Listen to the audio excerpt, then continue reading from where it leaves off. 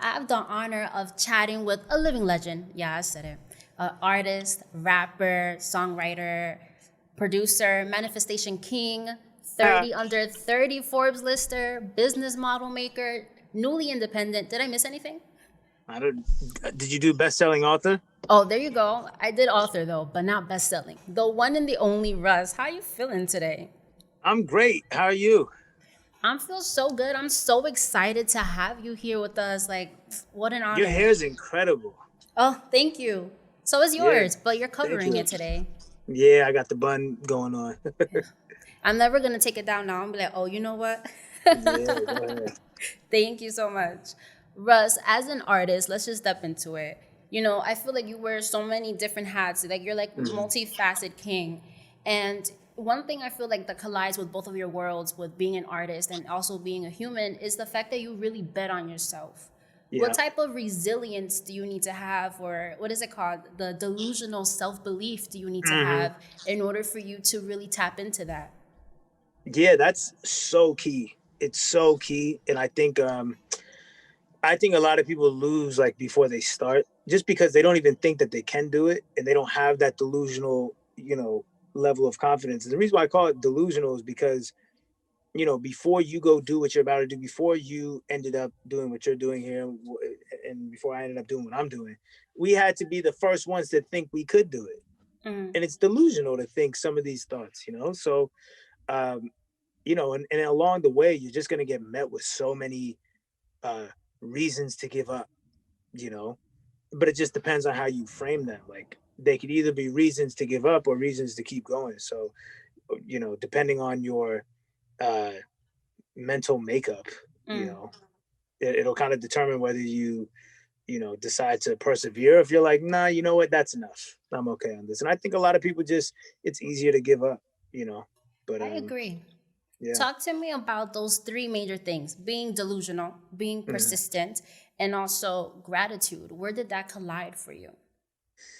Yeah, so the delusion is like step one, because you're like, all right, I'm about to be a massive artist and producer and da da da da, and it's like, yeah, okay. um the persistence is, when you're going and you're putting out a mixtape and it doesn't do anything, a song doesn't do anything 11 times, and all these reasons to like be like, damn, it's not working. You gotta persevere.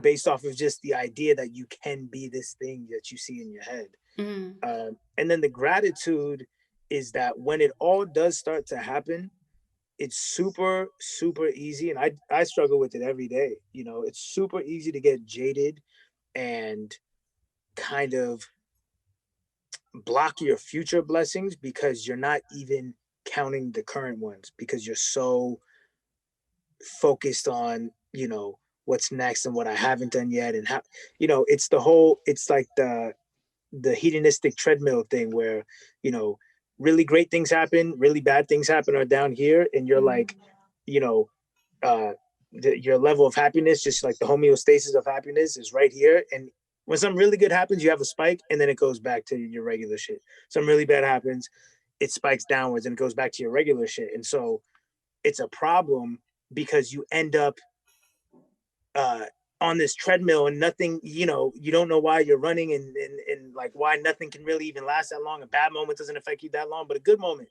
doesn't even affect you that long. And the trick mm. is to know where you're going. You know what I'm saying? The trick is to actually have a definite aim, because when you have a definite aim, you can be like, oh, you know what? I always said I wanted a platinum debut album. I have a platinum debut album. So I'm here. You know what I'm saying? I'm no longer on the treadmill chasing after just nothing. So gratitude is just how you stay motivated and stay inspired, because when you really like, when I tap back into how bad I wanted what I currently have, it's like, oh, what? I'm about to go so hard, because it's like, wait a second. You're telling me I actually was able to make this shit happen? So now I'm like, wait a second. If this is now my starting point, right? Like, this, you're telling me this is the starting line now? Because the starting line used to be no followers, no fans, no nothing. And I got here. So you're telling Wow. me now this is the new starting line? Oh yeah. But it's Do you? hard to get there. Yeah, I was gonna say, do you feel like you struggle with being, or having that type of level of gratitude because Yeah. then maybe you feel like you can get complacent, you know? Yeah. Yeah. It's so tricky like that. it's a fine line between like gratitude and complacency, and just being content and being complacent. So I don't try to stay there for too long. I try to just use it just enough to check back in, and then I'm like, all right, But it's tricky because ambition sometimes fucks up your gratitude too. Like you wanting Mhm. so much, you forget how bad you wanted what you currently have. So it's just all like mental warfare constantly. You know I what I'm could only saying? imagine because I feel like Yeah, sometimes I deal with that myself. And as well as, you're talking about ambition. And I feel like that has helped you stay faithful to your dreams in a way, yeah, But how do you feel, or how do you stay faithful to your dreams, or how did you do it when you were in the basement yeah, and you were literally, it wasn't coinciding your dreams with the financial gain at that point, or yeah. with the streams, or with literally the recognition? How did you do it? Competitiveness, competitiveness with like myself. And I just didn't want to lose. I didn't want to give up and then everyone else be right. Mm-hmm. You know what I'm saying? So I was competitive to the point where it's like, you know what? Even if I wasn't quote unquote meant to do this based off of sheer God given talents and skills, because there's so many people that when their 20th song they ever make is sounds incredible and they're 19 and then I was never like that. You feel me? I just had to bust my ass. But it's like what what I lacked in talent and skill, I made up for in just sheer will and competitiveness and just drive. Because I was like, I refuse to like not make this idea come true. I refuse to be wrong to myself, and I refuse to prove these people right. You know what I'm Mm. saying? So I was like, nah, I'll be fucking damned if I don't make this happen. Talk to me about that pivotal moment that you had. Like, let's say in your career where the outside world can say, all right, well, this is a failure, but you felt like, you know what, this is a stepping stone for me. Especially since you literally recorded, what is it, for like 2.5 years, a song every Yeah, day? yeah. The pivotal moment, I was like a failure. Well, to be honest, every project I put out um, before the debut album could have been looked at as a failure from the outside looking in, because it's like you didn't blow up, back to the drawing board. But for me, they were all just like learning lessons and kind of seeing what music did resonate, if any, and figuring out the approach.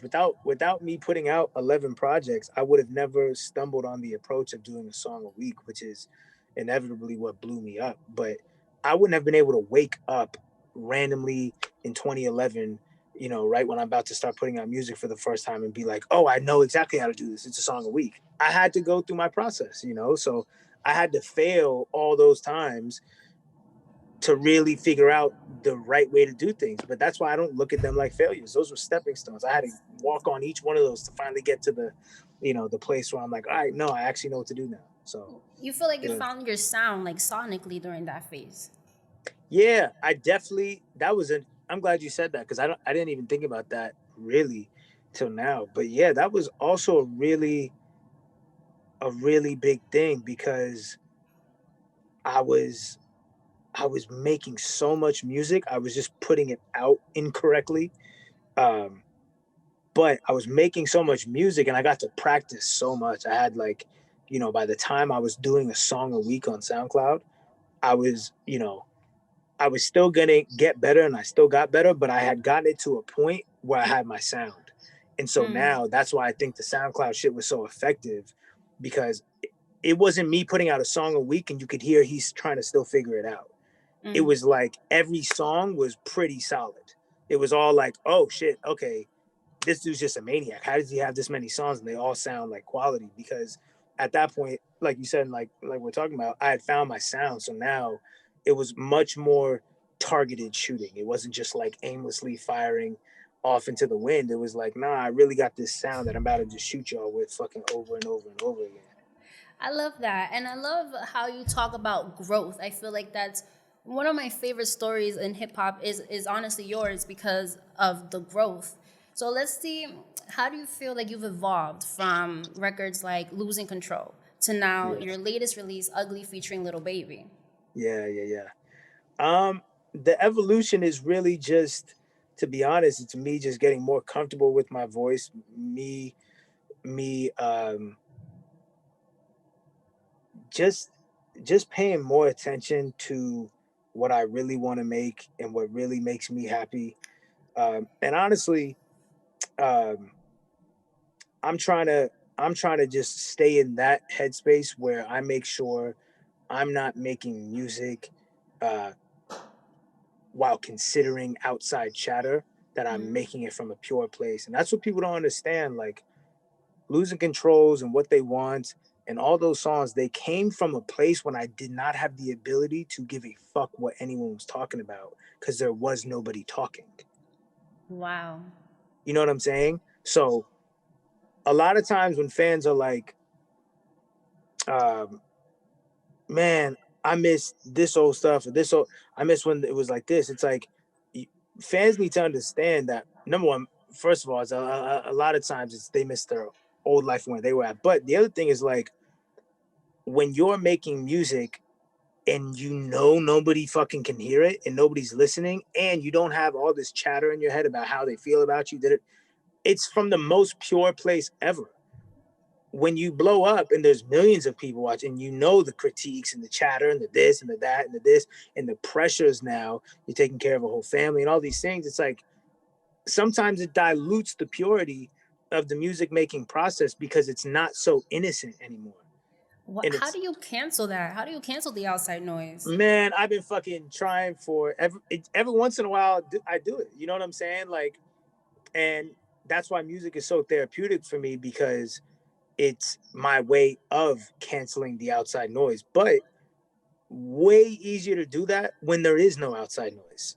You know what I'm saying? Like, but with the outside noise now, you know, it's one of those things that you got to just stay in the present moment and stay in the right now and realize that anything that's not happening right here right now is over there and isn't even real, you know, and you can't feed it. So a lot of it is just ego because the ego wants to be, you know, represented well, and the ego is the one that's getting attacked publicly, and the ego is like, Yeah. y'all don't get it, that, you know. But it's like, man, I try to just use my spirit as a lighthouse and try to just let that take me to where I need to go.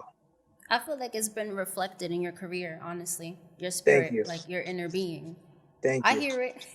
Thank you. Yeah, I'm you're, trying. I'm trying. you're truly a calculated man, and you were super transparent in your tweet where you basically said, like, you didn't know how you were going to conquer radio. How did that moment feel when you literally became number one most added song with your new record Yes. on urban radio? Like, talk to me about that. That was just like, wow, okay, I cracked the code. Wow. You know what I'm saying? Because I was like, cool.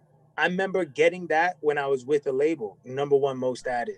If I even ever did, I don't know. Maybe it was like number two, but I was like, wow, I'm officially like really my own label. I cracked the code. There's nothing a label can hang over my head like, oh, well, you know, you're not getting radio play though, being independent. It's like, nah, like, there's nothing left to conquer now.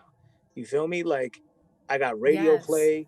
I'm I'm still in Rap Caviar, just like every other artist who signed to a major label. Like I got, you know, magazine covers on the way coming out. It's like, man, like what? You feel me? What else is there to do that a label is doing? You know what I mean? So I feel You like I just cracked literally the code. I feel like you did too. You literally cracked a business model. You're a walking business model, okay? Thank you. Thank you. You know, you talked about being or feeling like the underdog before. Do you Yeah. still feel like you're underappreciated sometimes? Hell yeah. Hell yeah. Hell yeah. And I think I like having the chip on my shoulder though. I think it's a cool driving force for me, and it's a I don't need much to kind of get me riled up to be like, it's like the last dance shit with Michael Jordan where he was just like the littlest thing he would take personal and it would be enough for him to fucking score 40 on you. You know, Wow. so I kind of feel the same way where it's like, you know, I need like the littlest issue that isn't probably really offensive at all, but just to keep me going. But no, I mean I definitely still feel underappreciated though, just because I feel like I'm a one of one, you know, and I feel like authenticity and when it's one of one is going to be a really big, important, impactful thing. And I feel, and I know I'm not there yet, but I know it's coming because I know what I'm doing. You can't get from anywhere else. Like you can't. You know what I'm saying? Like I know that um, Yes. this is the entertainment industry, so I know that there's some artists who are just here to entertain you, and I fuck with that, and because I like to be entertained too. You know what I'm saying? But I know when it comes down to like what I'm providing and the Hmm. messages and just what I'm trying to contribute to society on a mental level, you can't get it from anyone else right now. And I just feel like at some point this shit is going through the fucking roof for real. So Definitely, I love the confidence, and I could thank chat you. with you all day. But before we close out, I feel like we've met so many different versions of Russ. Which one would you say is your favorite, Interesting. Like musically, musically and as a being? mm,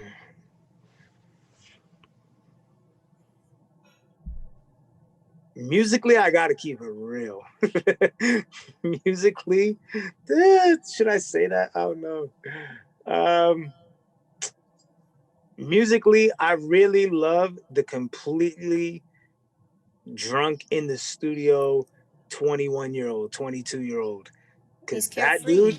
that dude was like, that was losing control. You feel me? That was what they want. Like that dude just was faded in the studio and did not fucking know anything going on in the world, was like much younger than 21 mentally, you know what I'm saying? Or not even mentally, but like maturity, I guess, Mm-hmm. but it allowed it to be very childlike and innocent and just reckless, like pure creative energy, undiluted.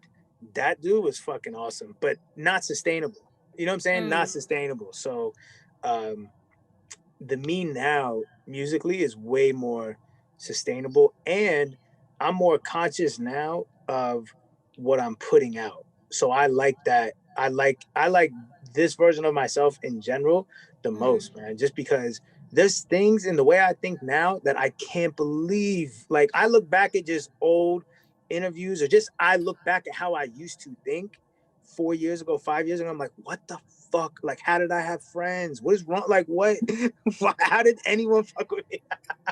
I But feel it's like like, we're all like that. yeah, I'm just like, bruh, like, what on earth was I doing? But no, I'm just like more aware now. I just feel like I'm more strategic with my energy. So Mm, I love that. Well, mm, listen, Russ, I could chat with you all day, but tell me, where can people keep up with you, find your latest project, everything that you're doing? yeah, just type in Russ on Google and don't scroll too far because I don't know what's gonna happen. Thank you so much for your energy, your transparency, your love. Honestly, such a beautiful conversation. You're Thank you. delightful. I love Thank talking you. with you. Yeah, you're Thank amazing. you so much. Thank you. I Yeah, really appreciate that. yeah. You're very warm.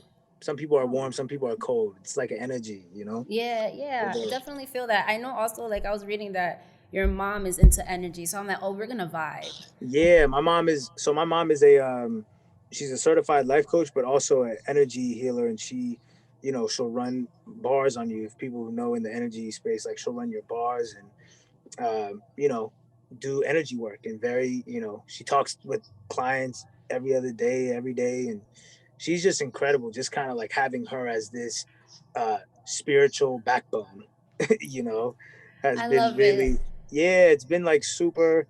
It's a blessing and a curse because of her. I'm so sensitive and such like an empath, but also it's a superpower in and of itself. So you know, All right. Thank you so much, yeah, Russ. I'm definitely going to follow through with your projects and everything else you have yeah. going on. Thank you so much. You're amazing. Thank you. You too.